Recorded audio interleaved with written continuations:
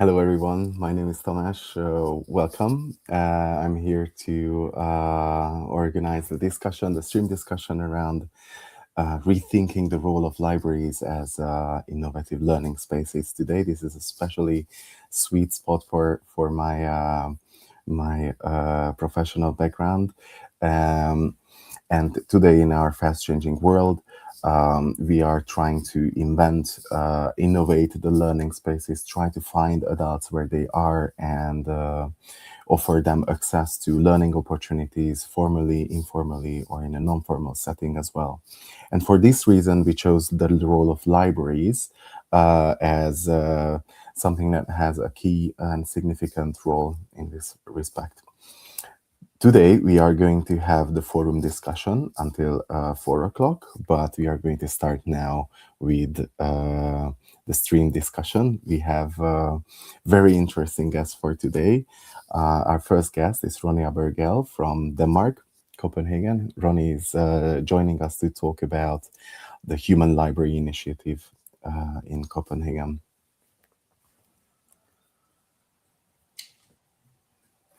Hi, Ronnie. Hi, Thank you Thomas. very much for joining us today. Thank you. So the human library is a very interesting concept. How is it different from a normal library? Well, a little bit like the name gives away, it's humans that are on loan who have volunteered to be an open book for their readers. So you could borrow a book with someone's life journey, or typically they will offer a topic which is an invitation to dialogue on a life experience or a personal sort of competence that they have. It could be somebody who had anxiety, who was bipolar, a person living with a disability, could be someone who works in an occupation where there's a lot of prejudice or assumptions. Generally, we try to create a learning space where you can borrow groups and hear voices that normally you might not engage with. I mean, many of us have an opinion maybe about different religions or orientations or occupations, politicians, police workers, Jews, Muslims, Buddhists. What if we can sit down and talk with one of them and ask them about their life and maybe challenge some of the things we know? So our library is different in the sense that it's a conversation space. We still call it a reading. You still borrow a book, but for 30 minutes, you can ask any question you want on the topic that the book offered access to. And that gives you a learning opportunity and a chance to explore someone else's lived experience.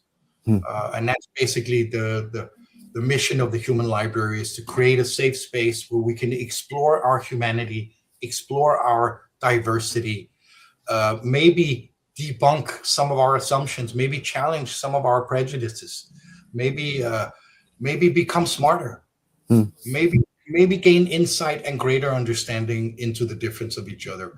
Our hope is that you walk away wiser.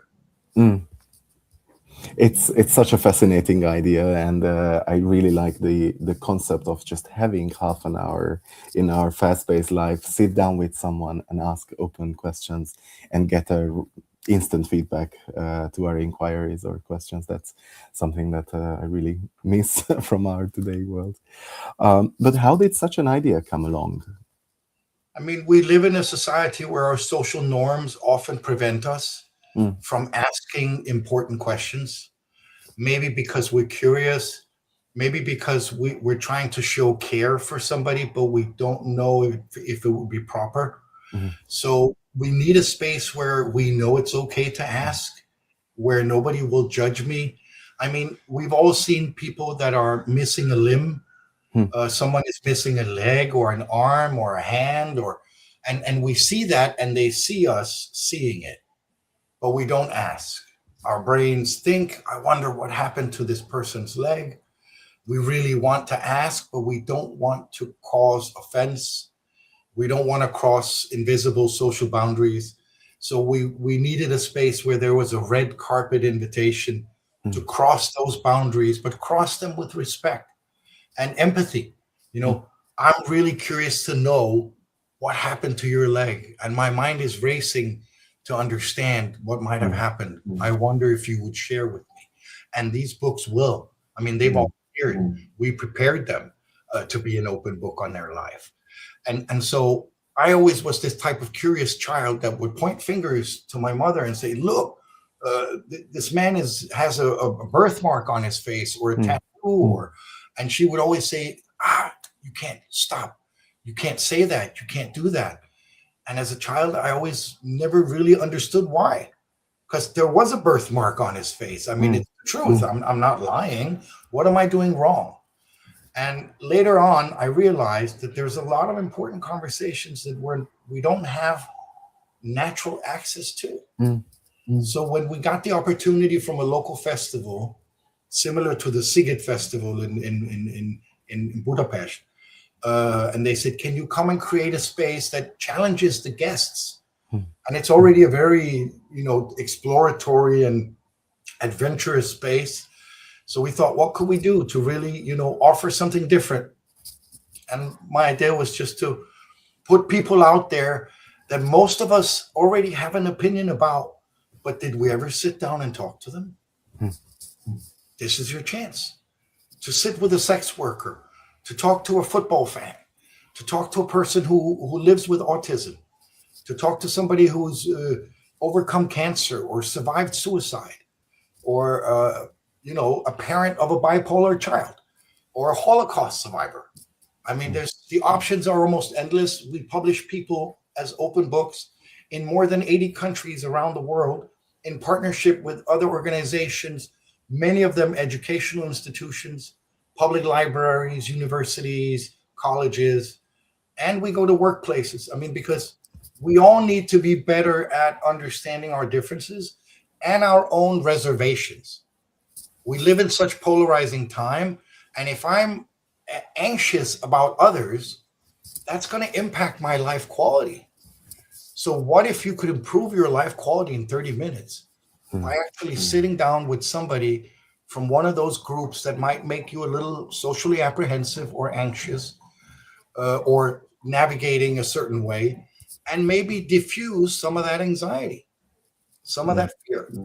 That would increase your life quality. And it's free. Amazing. And it's free. That's also very important, and just the safety of this environment is fascinating. Like, Thank you. it's in a controlled environment. It's in an institution. I assume it's at the library. Is the setting so? I'm just But we can't fascinated by forget. this.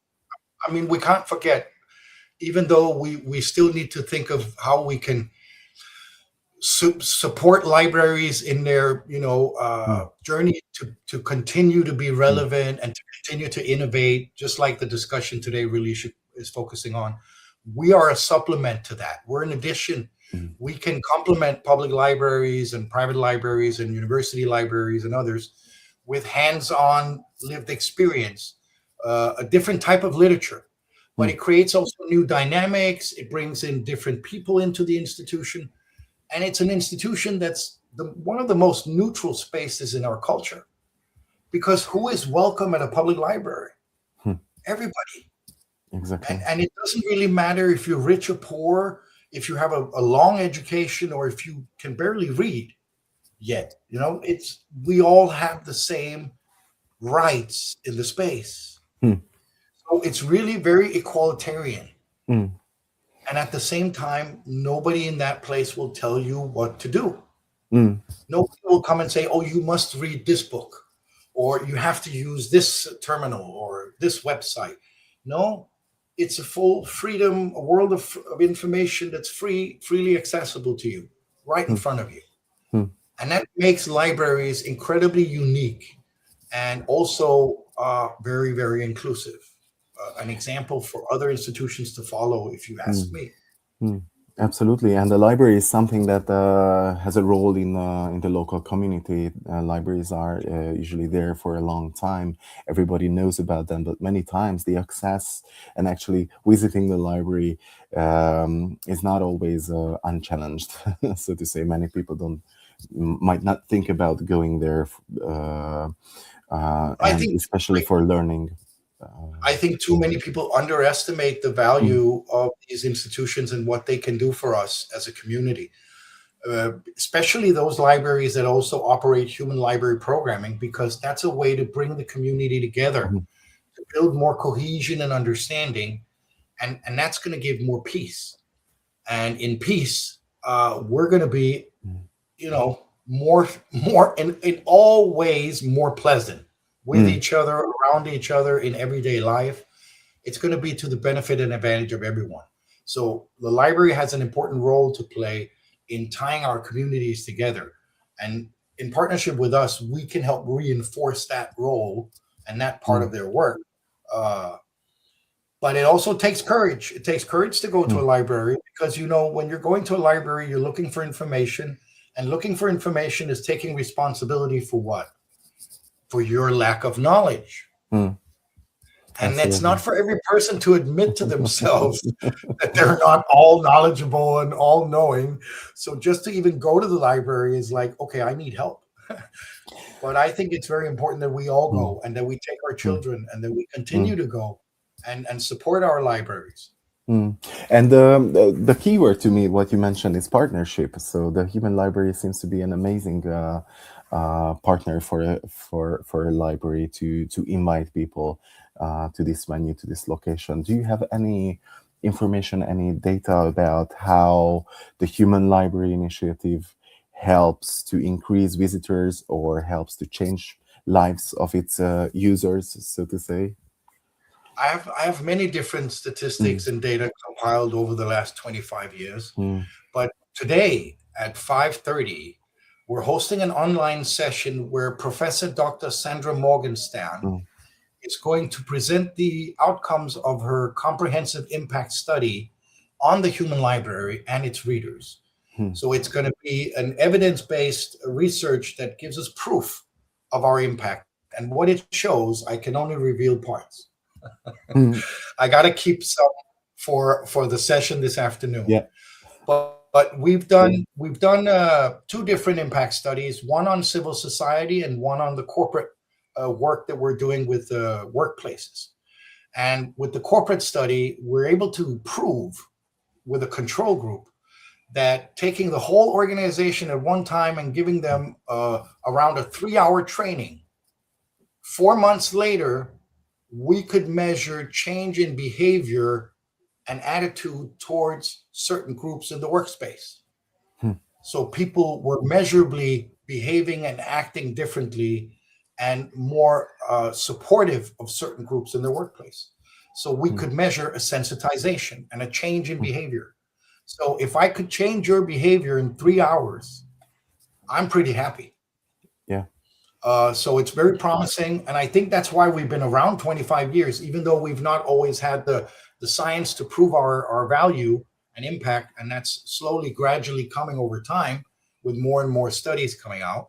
But basically, it proves what I always knew from the first day, because somebody came up to me 3 hours into the very first event, one of our books, Eric, a policeman, he came up and he said, "I don't know what you were thinking when you built this, but it works." Yeah. And I said, "What do you mean?" He said, "Three anti fascist young people borrowed me. Three Antifa borrowed me for 2 hours in the festival. And after 1 hour, four of their friends came. We're having a great Mm. conversation.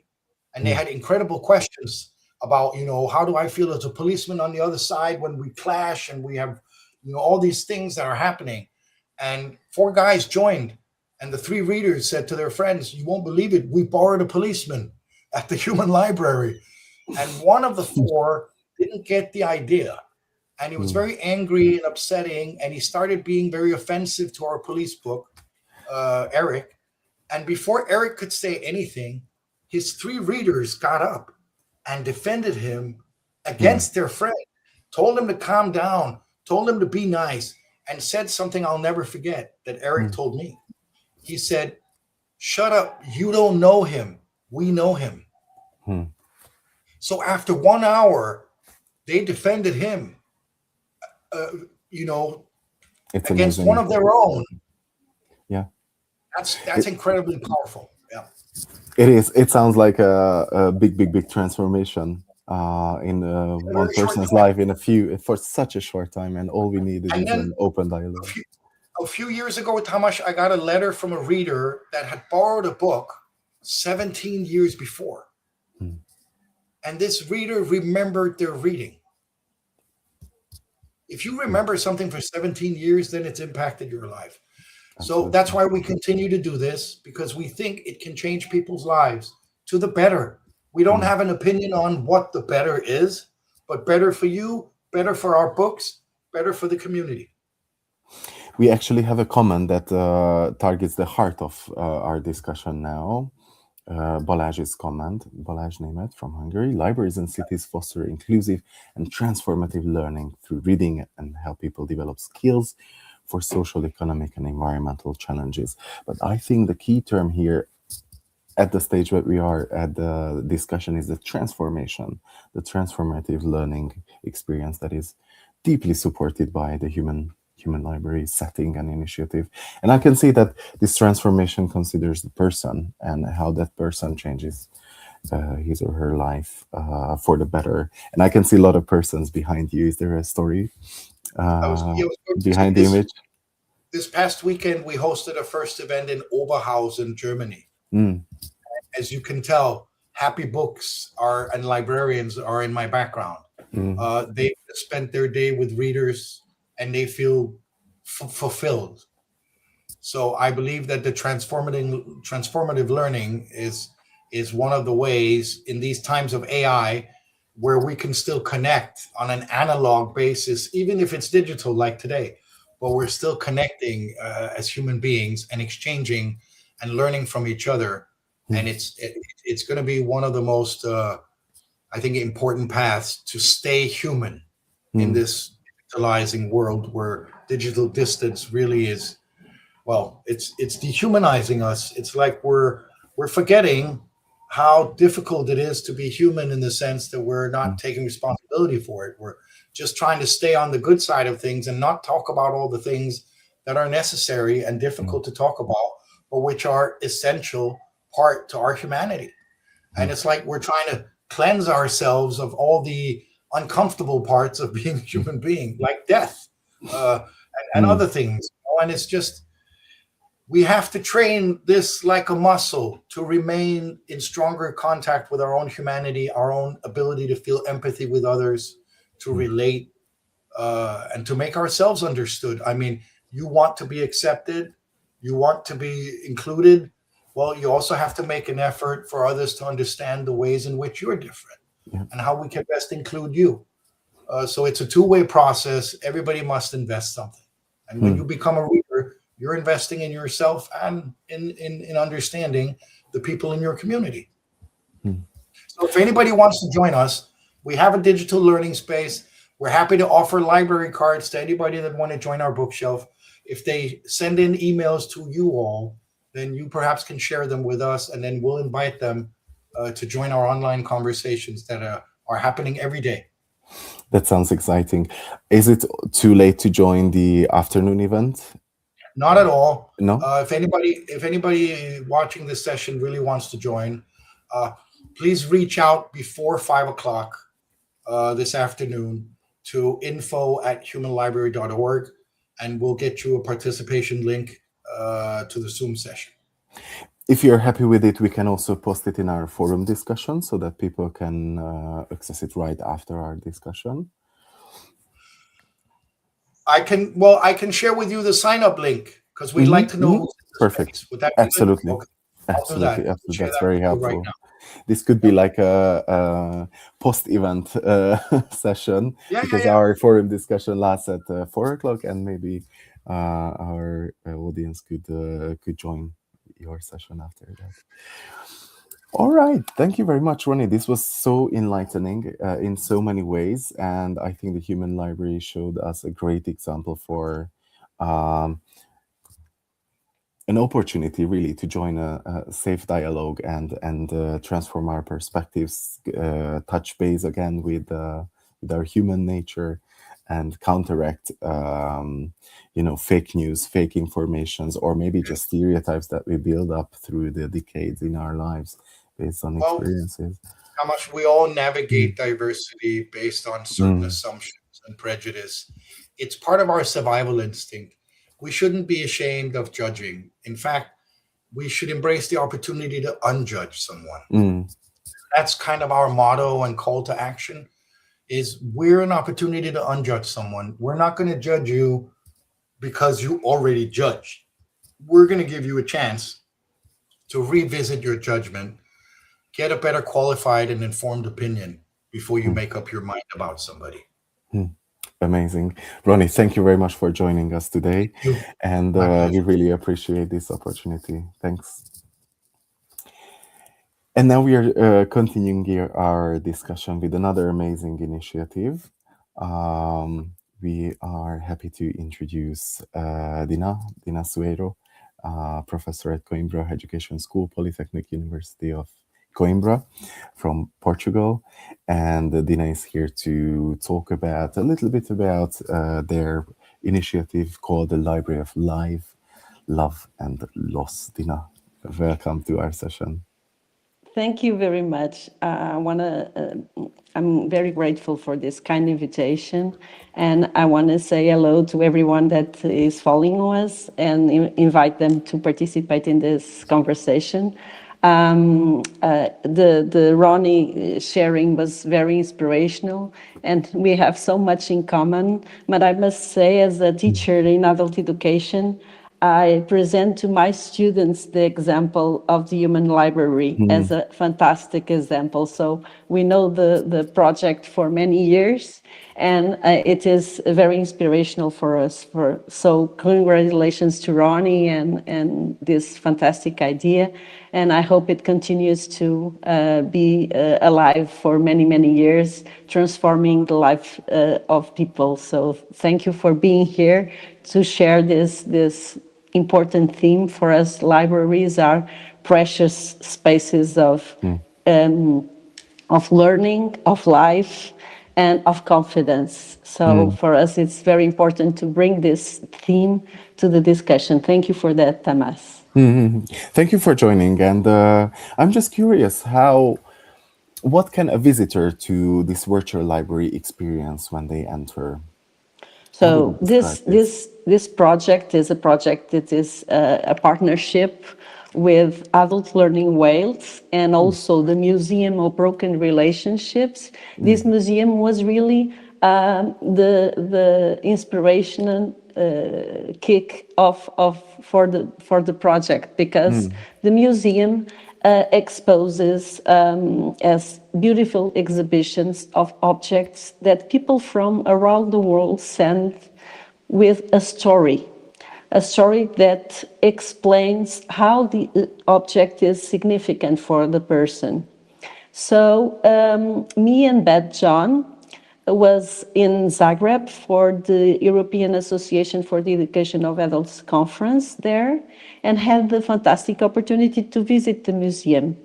And we brought this fantastic book. It's a book that shows some of the examples of the objects in the exhibition mm, and the stories that follow the objects. mm, And we immediately think about this as a wonderful resource to work with literacy. I work in a project in Portugal. It's called Letras para a Vida, Letters for Life in English. And this project promotes literacy with adults, mostly with older learners. And I thought this is a wonderful resource to use in the workshops with our learners and invite our learners to share an object that for them is special and elaborate on the story, write it on the computer, do a mm, video, express themselves. So this is an invitation for the learners to express themselves as they want. And so they, at the same time, they develop literacy skills, digital literacy skills, they develop self-confidence, and we value their stories, their biography, the meaning they give to the object. That could be a simple object, but for that person is very important. mm, And that is the recognition of the others, of that story, of that object is very important because I work, as I said, with mostly older learners, and sometimes they get to an advanced age, and they'll tell me, my life is not interesting. I did a simple life. I have my children, I work all life. So my life is, how are you interested in my life? Because it is a simple life. And while they write the history or tell the history in a video or express themselves in some way, it could be a drawing, it could be whatever they want to express themselves. That's another special, I think, opportunity, because people are free to express themselves as they want. They are not pressed to write or to do anything else. Of course, they get developed literacy skills, but they could do it in different ways. And with that opportunity, people feel empowered. People feel that their life matters. And they are very surprised when other people and people from different generations, younger people, are very curious about their stories, are interested about their stories, share their stories, and begin a dialogue because of their stories. So we have many points of connection with the human libraries. So the lived experience humanity, experience diversity, are also a constant in our project. So it is very interesting because we have people from Canada, from India, from South Africa, from Thailand, and of course from UK, from Portugal. And they can express in their own language. We can translate that. And people can read or watch the story of that object, the story of that person, but they can also share the story without, in an anonymous way, without showing themselves. So they can choose if they want to present the object, and usually they do. They like to present themselves, and it's not anonymous, but they have that choice too. And the objects are very different, explore different dimensions of life, different cultures, and they are very inclusive in that way, like Ronnie said too. So the impact is very transformative, not just for the people that shares, but also for the readers, the followers of the museum. So you can enter to a virtual gallery and you can find the stories in photographs, in videos, in texts, and you can follow the story. It's like a traditional library. You enter the library and you click on the lift, and the lift gives you to a floor. It's very cute. It's well done by the technical team of Adult Learning Wales. They were fantastic, very creative. So you click on the lift and you go to a floor, and in that floor there is an organization with the display of the objects of that learners. And you go to another floor, there is another organization with a display of the objects of that learner. So you can see and interact, of course, with objects and contact the learners.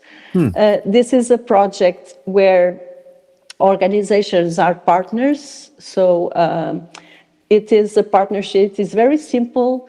They just need to fill a contribution form just for us to understand who they are.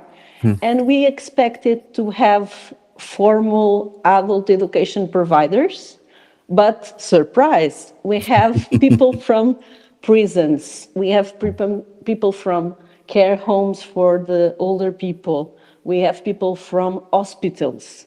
So different contexts that are interacting with the library. And it is, yes, it is like Ronnie said, libraries for everyone.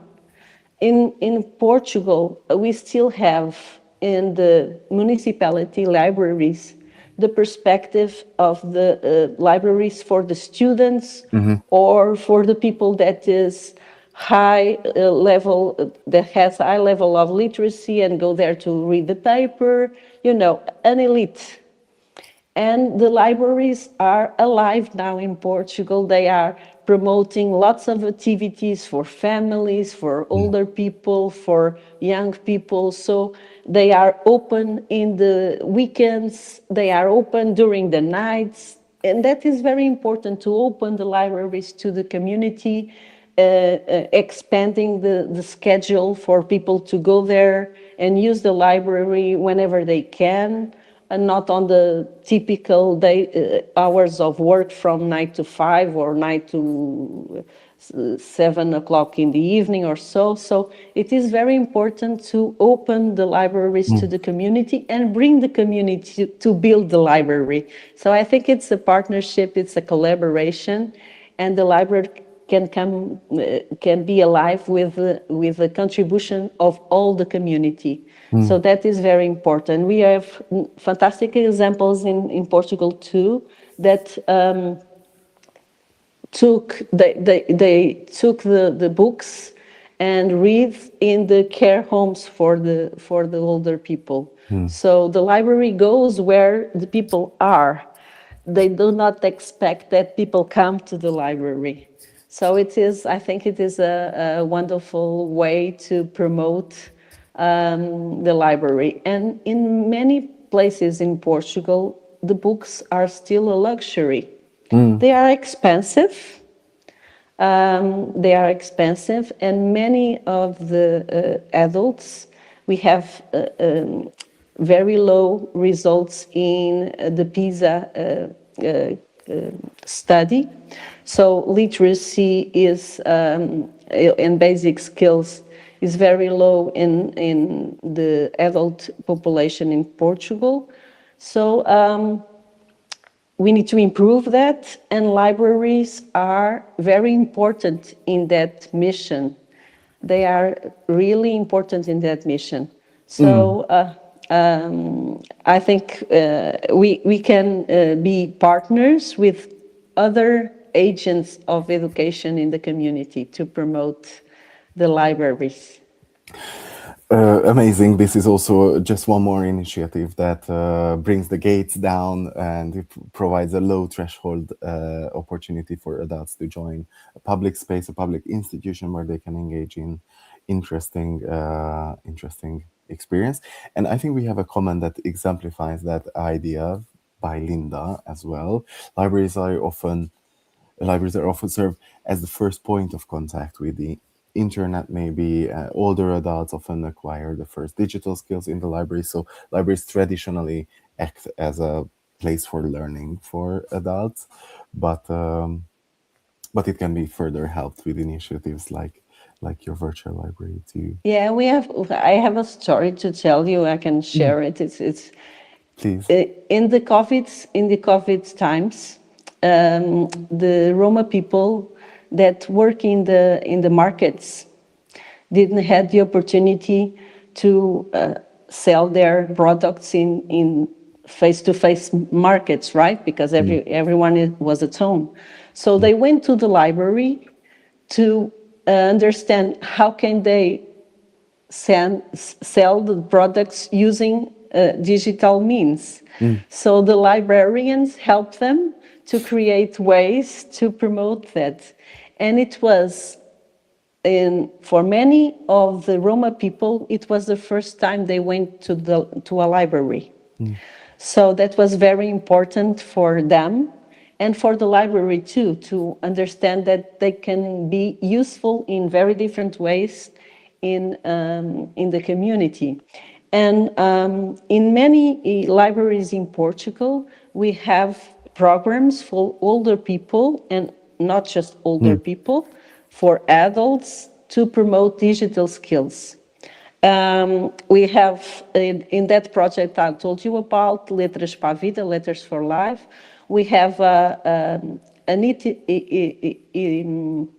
a van that goes to the villages, the small villages far from the cities, and promote with a team of 2 people, promote literacy and digital literacy with older learners in that villages. So it is very interesting to have that opportunity. It is Letras sobre Rodas, Mm. so literacy on wheels, it's the name. Okay, Very nice. and we have a fantastic example as a project that is very beautiful, and I can ask you if you want to share a EAA paper about outreach and access in adult education, access in rural areas. It's about a special library, a mobile library of Proença Nova in Portugal that is driven by the driver is Nuno Marçal, is a wonderful person that brings books, but much more than books to the villages, mostly to older people in rural areas that are isolated. Sometimes they is the only person they talk during the week.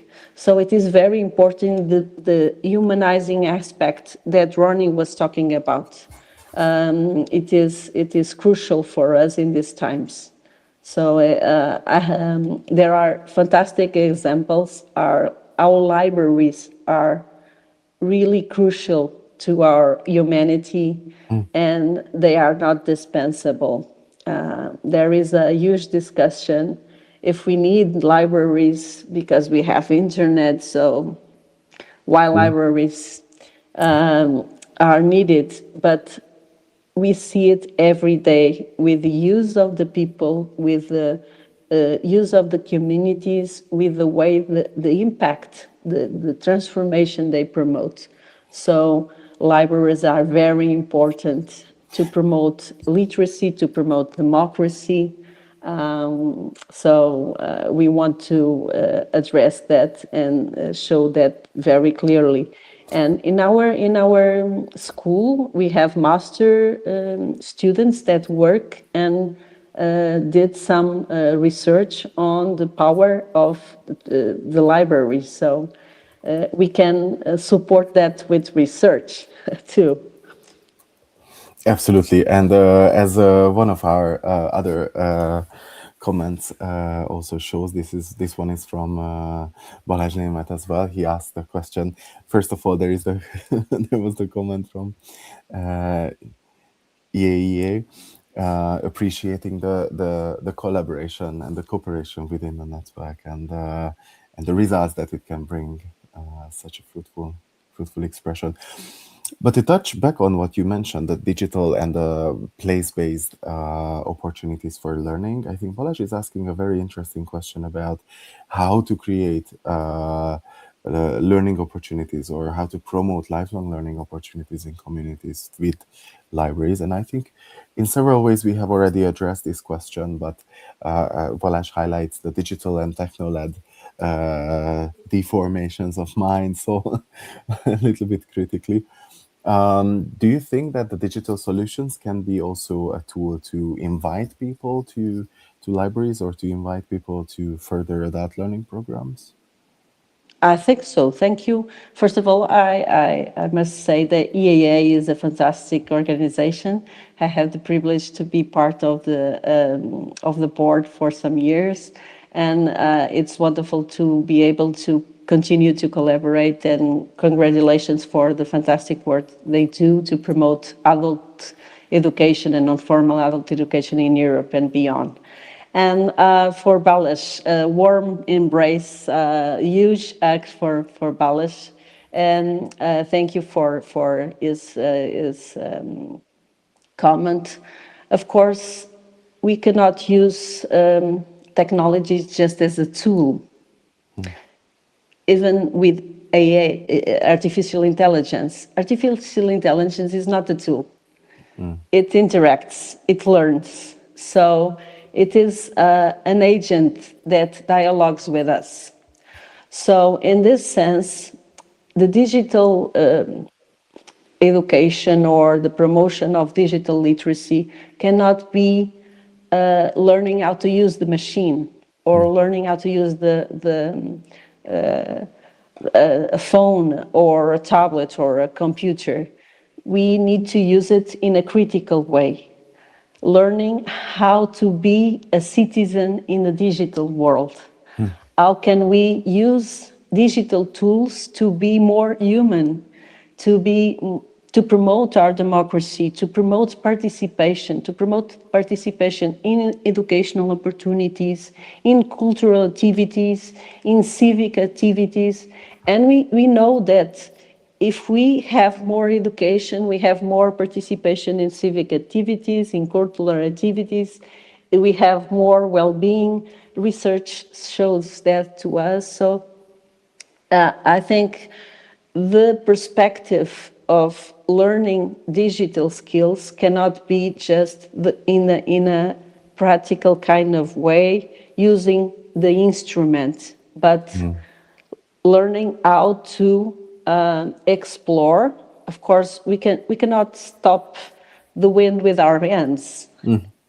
Artificial intelligence is here, everywhere, and it's evolving in a very rapidly way. So we must learn about it in a critical perspective and promote that critical perspective in the use of the technology. We must master the machine, not not not the other way around. Not let the machine control us. And we have to be, and we see that especially in the with the older learners, there's no redundancy in the communication, in the interaction between the state and the citizen. We need to use digital platforms to do everything, to pay our taxes, to have a health appointment.